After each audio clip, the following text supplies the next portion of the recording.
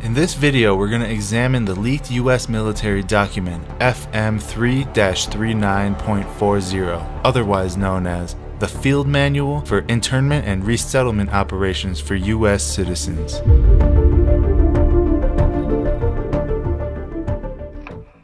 The official U.S. military documents we are about to see were highly classified until 2013 when they were leaked to the public. In fact, if you look at the bottom of the cover page, you'll see just how secret this document was intended to be. Destruction notice. Destroy by any method that will prevent disclosure of content or reconstruction of the document. By this statement alone, it's obvious that we were never supposed to see what's inside. And that being said, let's take a look inside and see what we can find. Now, this document is 326 pages long, and we definitely don't have time to look at every single page. So I'll just go over some of the most relevant content. Feel free to read this document for yourself. There's a link to the full document in the description below. Alright, so keep in mind that this document was not just written for overseas operations.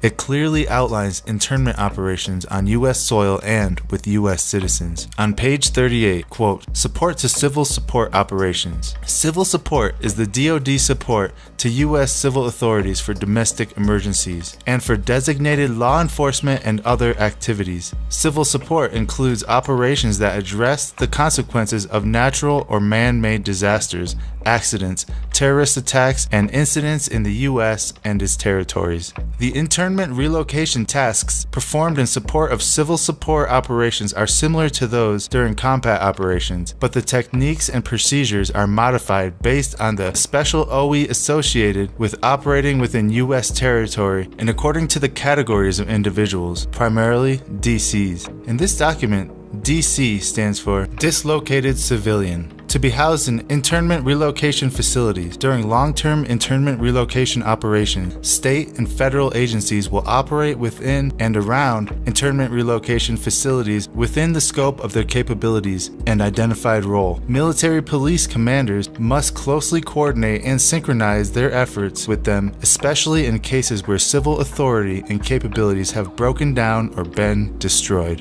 Not only that, on page 146, it details the identification procedures of new prisoners, and that includes taking their social security numbers. Quote, Identification 716. Individual identification photographs are taken of all prisoners. The prisoner's last name, first name, and middle initial are placed on the first line of a name board, and the prisoner's social security number is placed on the second line. A prisoner registration number may be added on the third line. 2 front and 2 profile pictures are taken of the prisoner. Fingerprints are obtained according to AR 190-47. Now that we've established that these operations were not only designed for overseas, but also designed for U.S. citizens on U.S. soil, would it surprise you to see that the United Nations is also involved in this? Page 23. Agencies concerned with internment and resettlement. External government involvement in IR missions, and IR means internment and resettlement, is a fact of life for military police organizations. Some government and government-sponsored entities that may be involved in IR missions include international agencies, the United Nations, International Committee of the Red Cross, International Organization of Migration, U.S. agencies, local U.S. Embassy, Department of Homeland Security, Immigration and Customs Enforcement, and the Federal Emergency Management Agency, otherwise known as FEMA. It goes into more detail about the United Nations in Chapter 1-47. The UN is involved in the entire spectrum of humanitarian assistance operations, from suffering prevention to relief operations. Typically, UN relief agencies establish independent networks to execute their humanitarian relief operations. The UN system delegates as much as possible to the agency's elements located in the field. Supervisory and support networks are traced from those field officers back to UN headquarters. Military planners must familiarize themselves with UN objectives so that these UN objectives are considered in planning and executing military operations. So basically, the UN is there every step of the way, and these camps must be formulated around UN policies, according to this document. Now, let's go to page 56, where it goes into detail about psychological operations, or PSYOPs. The supporting IR PSYOP team has 2 missions that reduce the need to divert military police assets to maintain security in the IR facility. So basically, psychological operations are deployed in order to manipulate their detainees and make them more passive. And it goes into more detail. Quote, the PSYOP team develops PSYOP products that are designed to pacify and acclimate detainees or DCs to accept U.S. IR facility authority and regulations. PSYOP teams gain the cooperation of detainees or DCs to reduce the number of guards needed, identifies malcontents, trained agitators, and political leaders within the facility who may try to organize resistance or create disturbances, develops and executes indoctrination programs to reduce or remove antagonistic attitudes. Did you catch that? Develops and executes indoctrination programs to reduce or remove antagonistic attitudes, otherwise known as brainwashing. Now, let's move on to page 84, where it talks about medical support.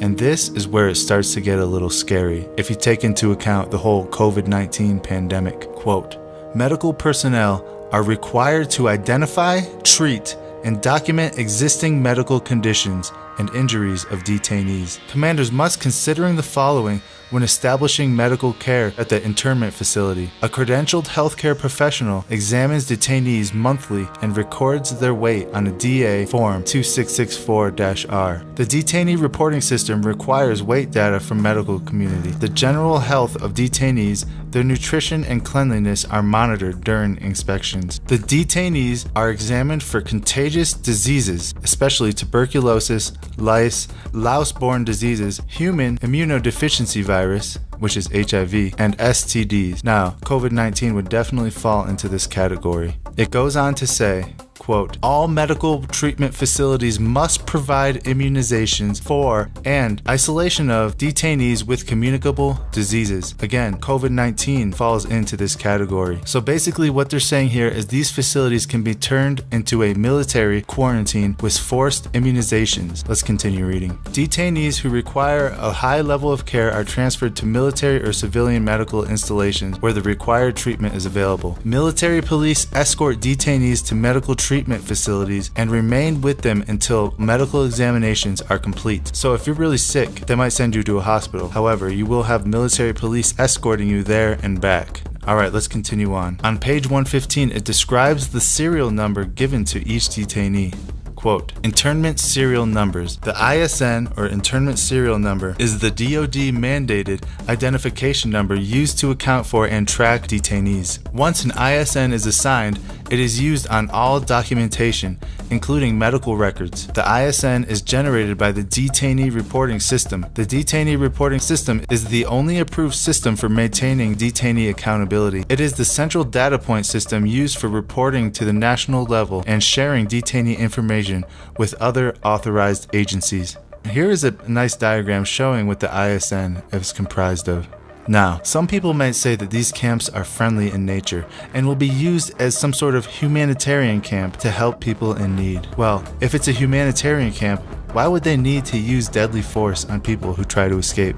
Page 238, quote, Level 5, deadly force, used as a last resort when all lesser means have failed or would be impractical.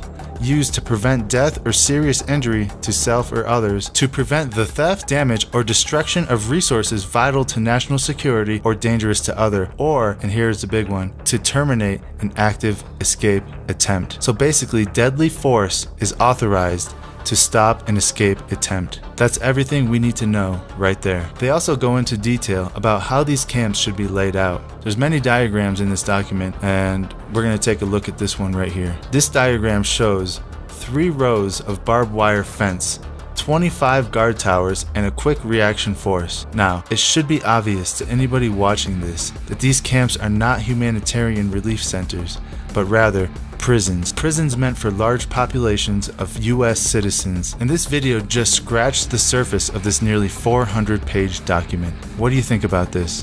What are your thoughts on this document? Please leave a comment below and tell us what you think. And if you haven't done so already, don't forget to hit that like button. And until next time, thank you all for watching, and God bless you all.